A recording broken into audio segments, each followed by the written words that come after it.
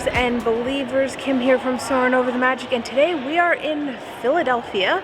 We are going to the Disney 100 exhibition, so I'm going to show you around, give you some trivia questions, which the answers will be at the end of the video, and I am going to show a majority of what I think is personally cool about the exhibit, so come along, let's go have some fun. Now, the Disney exhibition is in the Franklin Institute in Philadelphia. It is $25 if you want to get into just the exhibit, which I believe is only after 5, or you can spend $45 and get access to the entire facility. So it is a decent value, especially if you plan on spending the whole day here. Hi, Musketeers! Well, here we go again, so hang on. Anything goes. You ready? And let the show begin! Here's my pal Walt to tell you how the magic is made. There's a lot of satisfaction in developing ideas into reality. When we consider a new project, we really study it. Not just the surface idea, but everything about it. And when we go into that new project, we believe in it all the way. We have confidence in our ability to do it right, and we work hard to do the best possible job. There's really no secret about our approach. We keep moving forward, opening up new doors, doing new things, because we're curious. And curiosity keeps leading us down new paths. We're always exploring and experimenting. Everybody ready? Then on with the show! So the first exhibit is where it all began, which is like the early things. So let's go check it out. So first up is Walt's early years. These are some early pictures of Walt and his family. Sorry for the lines, they're kind of backlit. So next up is my favorite character, Oswald the Lucky Rabbit. Between 1927 and 1928, Walt produced silent films starring Oswald. So I'm going to sprinkle in a little bit of trivia questions. Feel free to comment down below what you think the answers are. But how many silent cartoons do you think were made in that year between 27 and 28? Here's a look at some Oswald concept art. Next up are the origins of Mickey and Minnie. So basically, Walt, he popped out of my mind and onto a drawing pad on a train ride from Manhattan to Hollywood. He made 2 silent Mickey cartoons, Plain Crazy and Gallop and Gaucho, which were held back when Walt decided to add carefully synchronized sound on the 3rd cartoon, Steamboat Willie. So they have this really cool timeline of Disney running from the 1920s all the way up to 2020. And if you look, they have different like images and videos. And then at the bottom, it has all the different things that happened in those particular eras. The next section of the exhibit is where do the stories come from, so let's go check it out. So I believe in this room you're going through some of the major Disney animated features and like where the story comes from. So it starts with Snow White. I'm not sure where it goes through, but let's take a look. First up is Snow White. So when Walt began considering making a feature-length film, he remembered seeing Snow White starring Marguerite Clark as a teenager, and he thought it would be the perfect story. So that was the origins of Snow White. Next up in 1940 was Pinocchio, which was Disney's 2nd animated feature. So Walt observed that people knew the story of Pinocchio but didn't like the character of Pinocchio.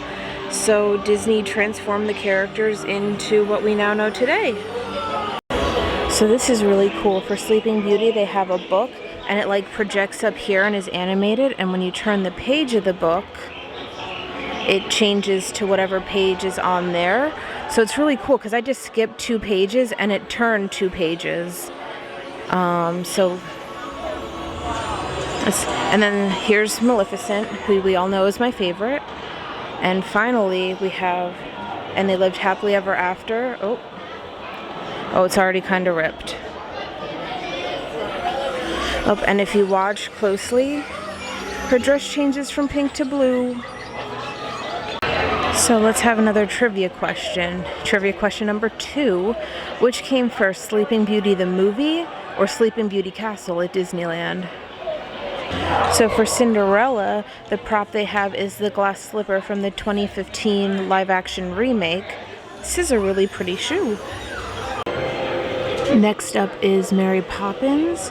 This here is the snow globe that was actually used by Julie Andrews in the film.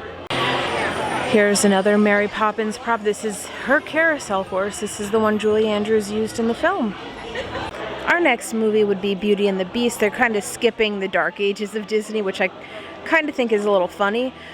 But it was the first animated feature nominated for a Best Picture Academy Award, which is a pretty big deal. And it was released in 1991. So they also have a section here of like the newer princesses. So we have Princess and the Frog, we have Frozen, and we have Tangled. And they all have different like paintings. The next section of the exhibit is the Illusion of Life. They also have like cool interactive games. So specific color palettes for characters and their costumes are often carefully developed by the film's designer. So for this one, you flip them around and see which one it is. So I think this one here is Cinderella. Yes. And Peter Pan. Yes. Oh, they go all the way around. Ooh, that one's hard. I don't know. Mowgli, okay. And then this one I believe is Pacha. No, it's Robin Hood. I was wrong. Okay. So I'm going to do the bottom row here. And let's guess which ones they are. We'll do these 3. So 1, 2, 3. What do you think they are? So this is pretty cool. There's different things you can rotate here. Oh, it's down here. And you can pick one and it gives you story, did you know, and character design. So each one has different characters that you can select from. So it goes, oh, they have Raya, but let's do my favorite character, Maleficent. So let's go to Did You Know? So here's some interesting fun facts about Maleficent. So did you know that Maleficent was voiced by Eleanor Audley, who was also Lady Tremaine in Cinderella and Madame Leota for the Haunted Mansion. So let's take a look at some of the animators' model shop models. But one of the important things to Walt Disney was the importance of individual personalities. So it's something that Walt worked really hard on right from the start. So Walt didn't want the characters to just be something moving around on the screen doing funny things. He wanted the audience to care about what happened to the characters and believe in them as real beings. So trivia question number 3. What character is this model of? Make sure you stay tuned to the end of the video and I'll give you all the answers. Okay, so in this room, I just realized there are different character arcs. So you had Cruella as the villain. Next up is Olaf as the companion sidekick character. And then here is the Olaf toy puppet from Frozen the Broadway musical. I think it's pretty cool that they have a different variety of props here, from the animated films to movies to Broadway. And the final origins in animation is Ariel, who is considered obviously the hero of the story. So this would be characters like the Disney princesses, Robin Hood, so on and so forth. But they have pretty cool concept art. Our next section is the spirit of adventure and discovery. When you first walk in, you have Peter Pan and the Darlings kind of flying around on the floor. This room is kind of like exploring adventure and new frontiers, making discoveries. So they have the Jungle Cruise, they have Nautilus, Star Wars, Lilo and Stitch, and I believe Moana. So let's go check it out. So they also have these boxes where you have to line up 3 of the same. Oh. The back side of one? And then it shows you the little prop in here, which is an inscribed wooden plank from National Treasure Book of Secrets. So this game, you have to get register the ball going through, and you look in here and it's Jack Sparrow's compass from Curse of the Black Pearl. And here is the costume worn by Geoffrey Rush. as Captain Barbossa in Curse of the Black Pearl. So here's another interactive experience. You pull the lever and it opens up the porthole and it shows you a different underwater exploration. So this is pretty cool. It is the special effects filming model of the Nautilus from 20,000 Leagues Under the Sea. Alright, here we go. Let's talk about Star Wars and Marvel. So Star Wars started in 1977 and continued on. Now there's 9 movies, a bunch of TV shows. And then in 1984, the Walt Disney Company and George Lucas discussed bringing a Star Wars attraction into Disney theme parks, which was Star Tours. Which one came first, Star Tours at Disneyland or Walt Disney World? Let you know at the end. So here's the part where I get a little emotional. We have the Marvel section. It's just a small section, but Marvel kind of redefined superheroes for a new era, greatly expanding their relevance across gender, generation, geography, and setting a new standard for compelling storytelling. That's from Bob Iger. And this one got me already. It is the costume for Black Panther from 2018. I mean, this is amazing. And probably the coolest Marvel artifact is Captain America's shield from Civil War, which was 2016. Our next section is the Sound of Music. Anybody else remember this little owl? I don't remember what they're from, but I remember them. So Snow White and the Seven Dwarfs was the first animated musical, and here's the actual sheet music from Snow White and the Seven Dwarfs for Whistle While You Work.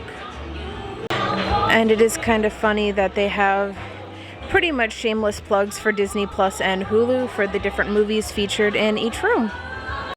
So here's a cool visual development. It's a digital painting from Encanto. I love how Casita is like floating. So music is often considered an international language. So another trivia question. Sorry I have a lot of them, but I thought this would be a fun idea for this video. Approximately how many languages are Disney animated films produced in as of today?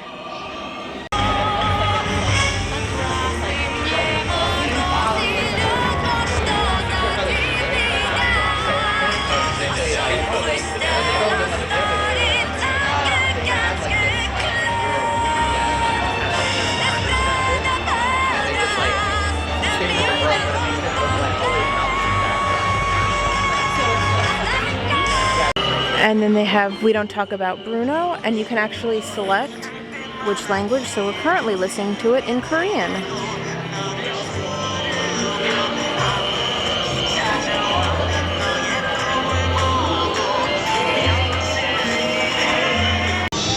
And this is an actual mouse guitar from Mickey Mouse Club, the TV show from 1955 to 1959. Next up is sound effects. We have the whistle from Steamboat Willie.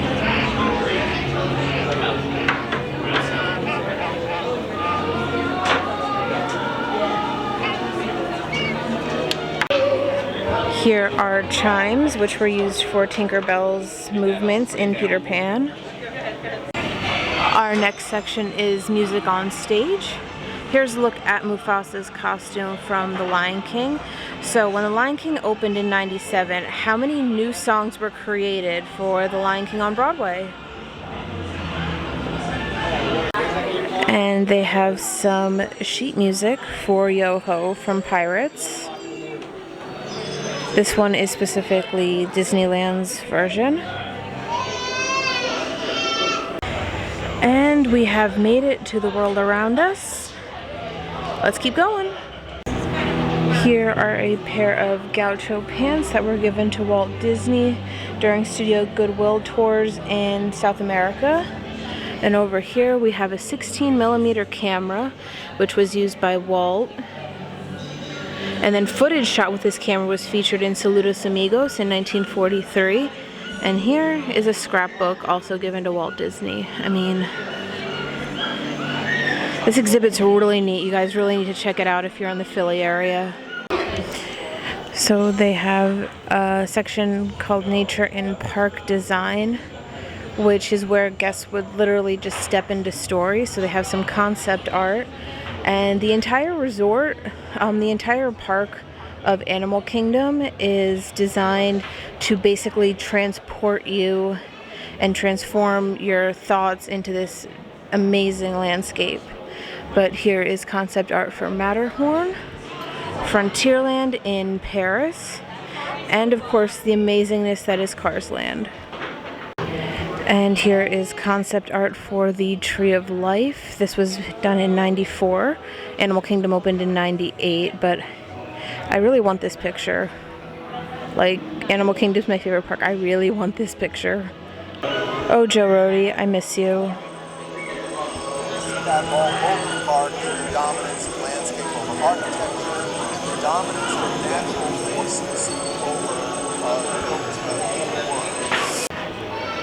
Next section is Innoventions, which is basically Walt being an innovator in many aspects of his life.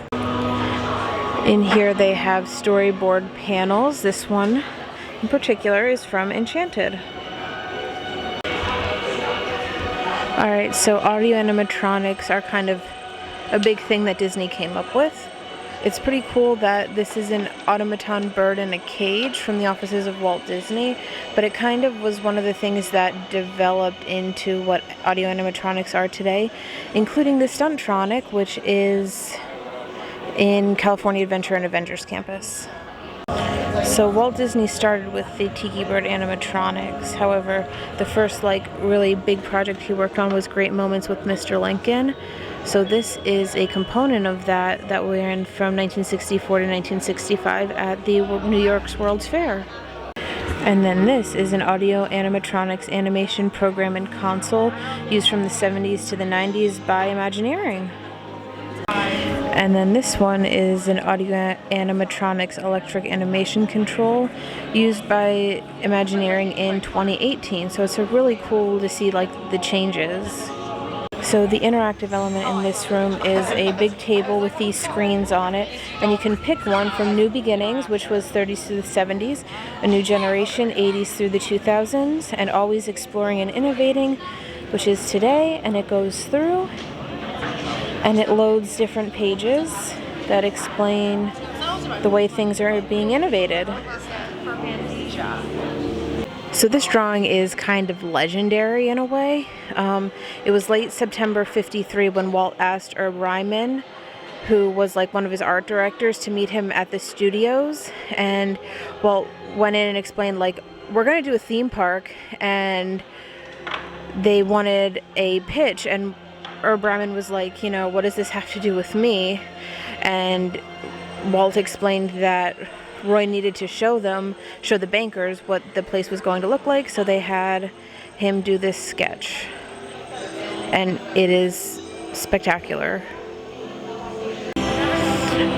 Alright, so Pixar. This is the Pixar Image Computer from 1988. I mean, look at the size of this thing. Let me walk around here so you can get a full scope of how ginormous this computer is. Our final section is entitled Your Disney World, which I'm going to guess is about the theme parks. Here are some of the presentation portfolio artwork done by Herb Ryman for the initial pitch for Disneyland. And the interactive element at this room gives you all of the different parks around the world. So let's look at Disneyland. And it tells you about the resort, Disneyland, and Disney California Adventure. So let's do Disneyland. And then you just scroll through it. I'm not very good at these. It tells you a little bit about each section. This one has 10 slides, so there's different sections. Toontown just recently changed, and you can explore more about Runaway Railway and different rides.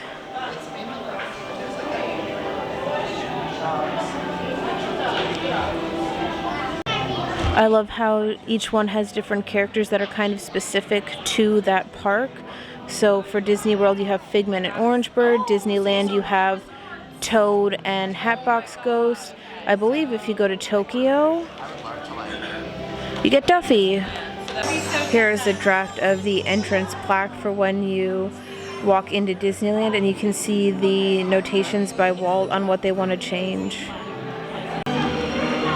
Here are some of the kind of original Disneyland admission coupons books. This one's from the 60s.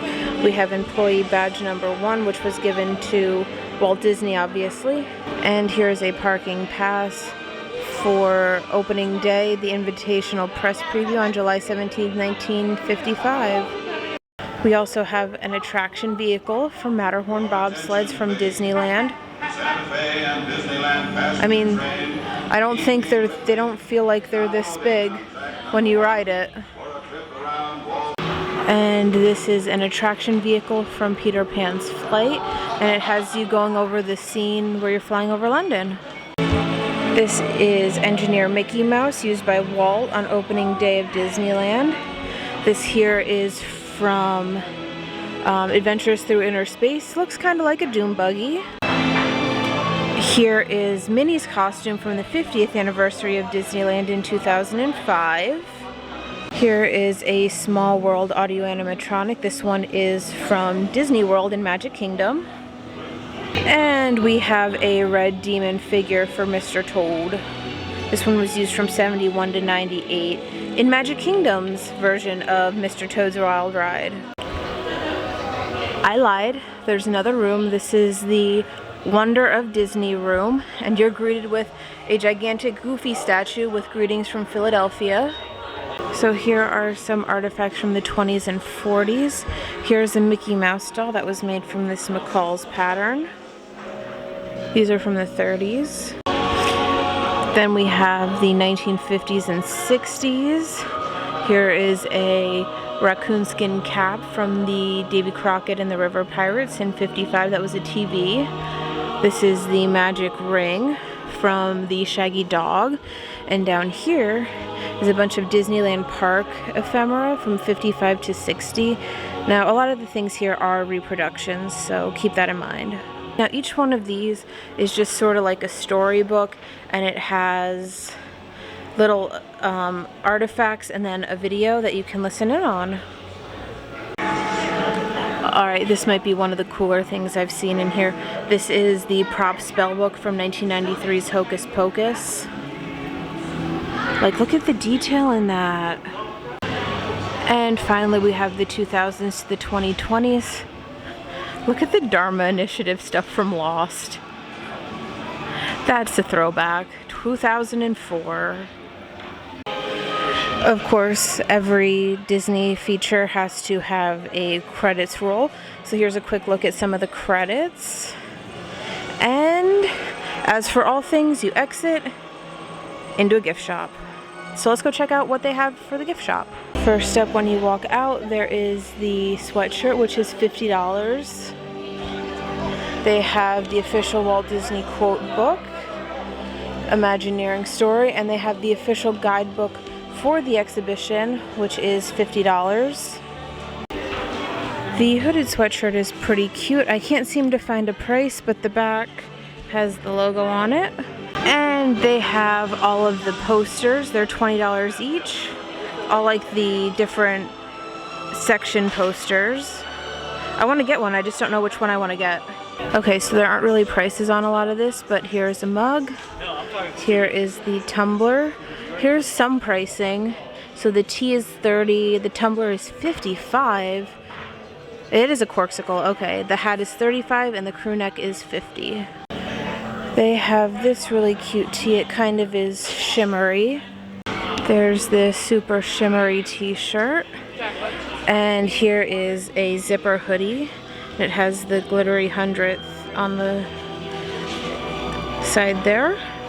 They also have some like generalized Disney merch. They have the Disney 100 Funko Pops. The Oswald is so cute. I don't need it though. I don't need it. I don't need it. I don't need it. Alrighty guys, so we are done here at the Disney 100 exhibition at the Franklin Institute in Philly. Overall, I think it's a really cool experience. It is $45 with your admission into the Franklin Institute.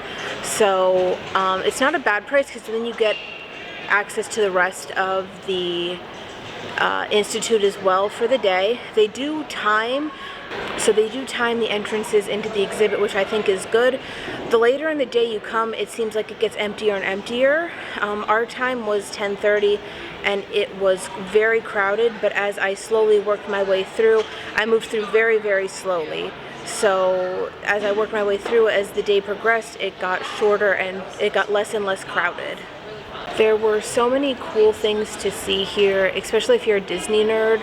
There's so much history and so much really amazing reproductions and even artifacts from Disney's past. If you're in the Philly area, if you're in the New York area, like if you're in the surrounding area of Philly and you can get here, I would definitely recommend checking it out.